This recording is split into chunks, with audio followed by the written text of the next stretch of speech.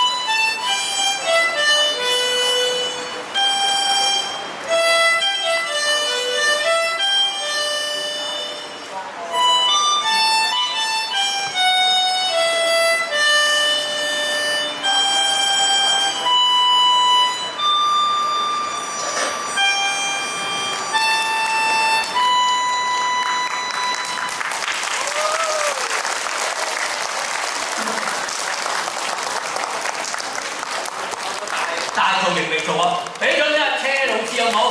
好，我哋自己喺後邊打擺翻個靚 pose 俾大家睇下先。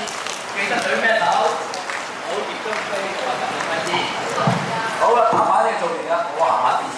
再俾掌聲好冇？呢個係好少睇到嘅共同演出啦，係嘛？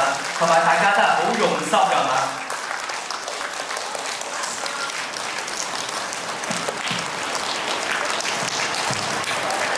好啦，時間差唔多啦，咁我代司儀講埋嗰幾句啦。有請阿 Patrick 哥，我哋嘅司儀靚唔靚仔啊？咁咧今日時間差唔多咧，我哋都做翻傳統嘅嘢，都要謝一謝幕，係咪啊？好，我哋吸啖氣。